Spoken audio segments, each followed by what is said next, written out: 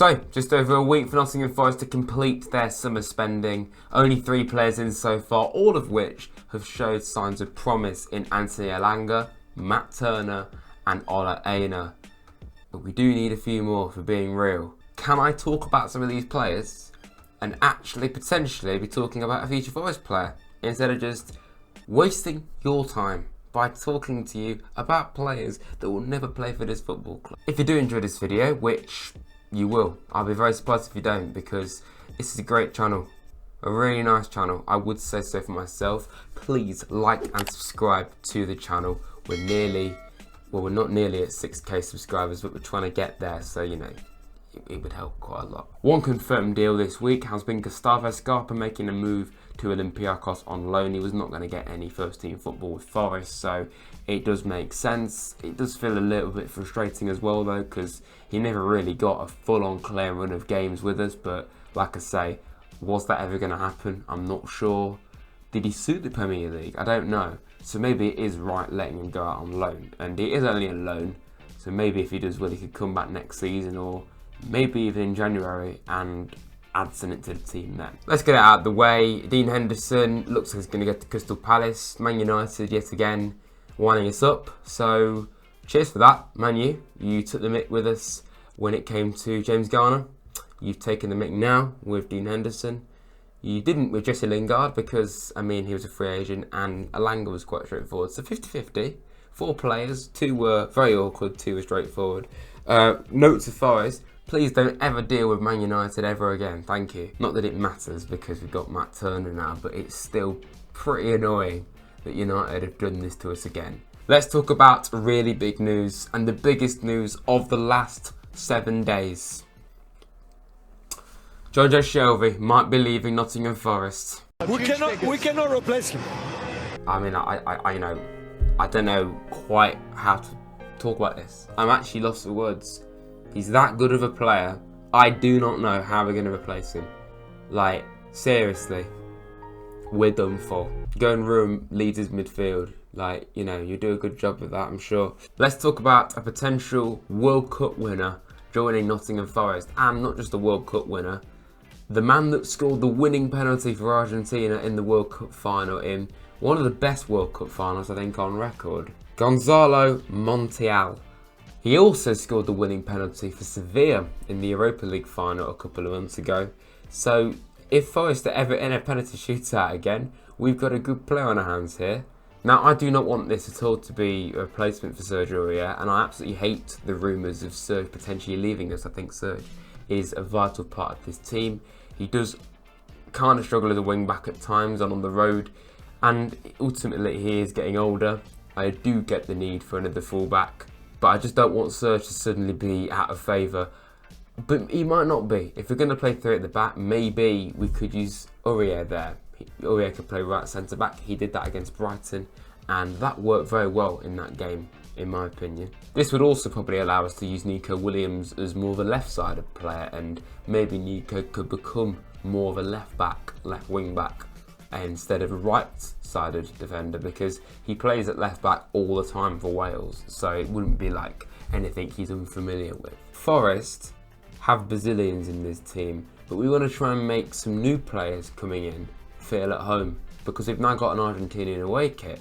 So let's just sign an Argentinian that literally won the World Cup for Argentina. It literally makes sense. Talking more about Argentina, we've got Nicolo Dominguez potentially coming in for a fee of around about £6.4 million, Bologna midfielder. Bologna want around about £10 million for him, and reportedly he does want to try and play for a European side. Now, unless Nottingham Forest knows something I don't, we're not playing in Europe this season, so I don't fully understand that one. My worry with signing players from Italy, especially at midfielders, and this is probably because we've done this in Rumours, is that might happen again. The Italian league quite clearly is a very different league to the Premier League. It's different in every single way, and I'm worried that maybe this guy might suffer the same kind of problems. I'm not at all saying he will, but it's just kind of something you've got to bear in mind. And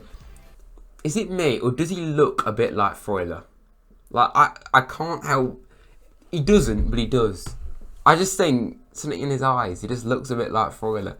Just don't be a ghost, and I don't mind this one. Yusufu Fofana, we have reportedly, according to The Athletic, bid £29 million for the midfielder. He's only 24 years of age. I like the look of this one, and just by looking at a few clips of him, and I know that isn't the most accurate way of judging whether a player's good or not, there's a lot of promise, and he, for me, is a bit like a Wani, but a midfielder. Very physical, a battering ram, got pace. And if we can bring that to our midfield, I love Danilo, I love Yatesy, as we've seen against Sheffield United. Yates is absolutely vital, and this is why I'm still baffled why people take him out the team. He is so important. Fofana is a player that would offer an awful lot to this team, and not just so much what he'd offer. It's those three we've got in midfield, but then after that we are quite thin, in my opinion, on quality. What is the future for Lewis O'Brien? Is he going to get loaned out? Is he good enough to compete in the Premier League? I don't know. I'd like to see him get a chance though. Check Duarte, he's a great guy. He is a good player, but he is definitely getting on, and I just don't think he's at the ideal first option to come off the bench or step in if there's an injury or something. I feel we can do better. Forest quite clearly see the need for another midfielder with Dominguez, Fofana, and now Florentino Luis, Benfica midfielder, central defensive midfielder to be precise.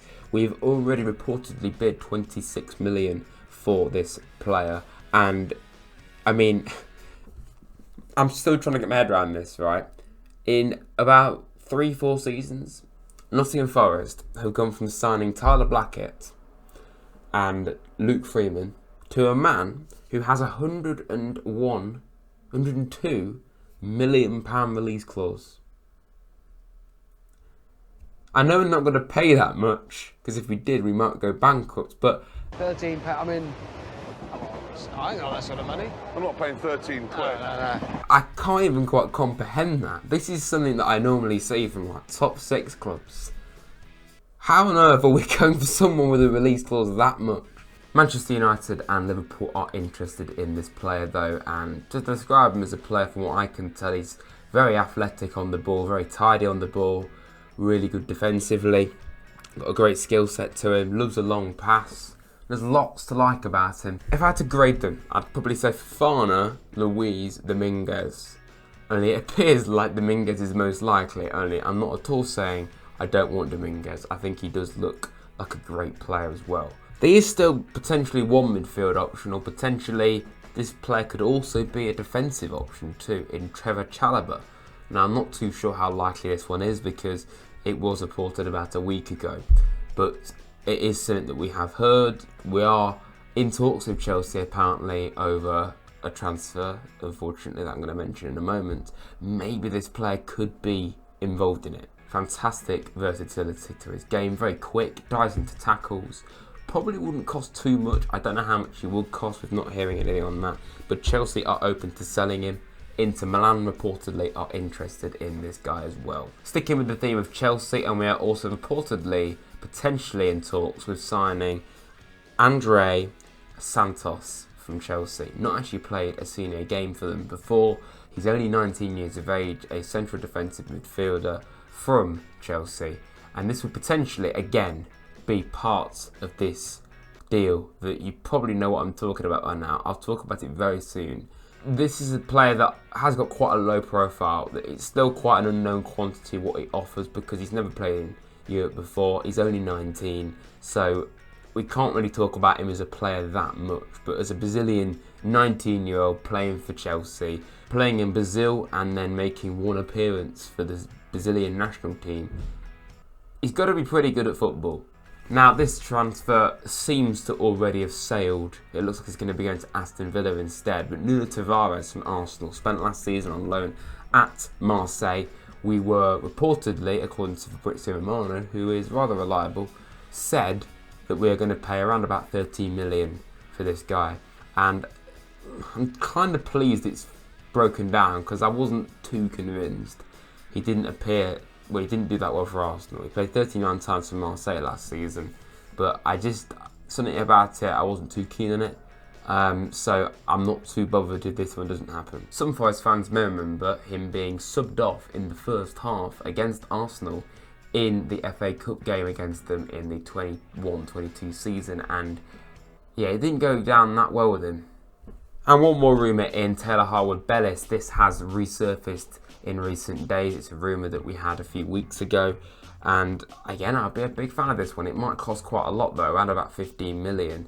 I'm not too sure how much he'd play and whether he would be first choice, so it probably would be quite a lot to spend on someone like that, and he is still relatively unproven, so is it worth going for someone like that? I don't know, but I mean, I'd take it. I would take it. I'm just trying to look at both sides of the argument. He was on loan at Burnley last season, of course, in the Championship, played a lot of games with them, and several clubs have been interested in him, but yeah, I'm not sure how likely it is.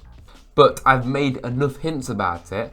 Brennan Johnson. Maybe this should be at the start of the video, but I've mentioned it many times throughout the summer, so we're going to stick with it towards the end of the video when I normally do all the outgoings. Of course, in recent days, Chelsea have shown their interest in Brennan, and this is most likely because of the collapse of the deal with Michael Elise from Crystal Palace. It makes sense for them to go after him now, but it would appear like Forest want at least 40 million for him. We should be getting that much for him, really.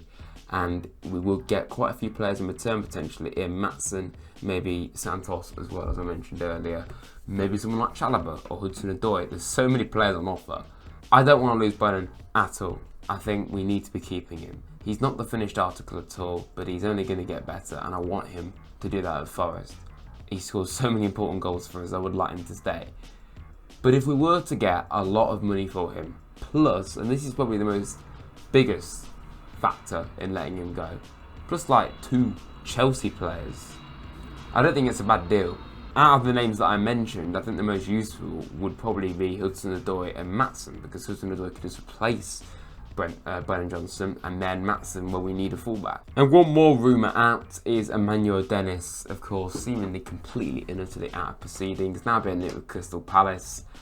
I mean, yeah, just go really, mate. I don't know how much it's going to be, but you're not at all got a future here. You've not done a great deal for us, unfortunately. So, yeah. See you later.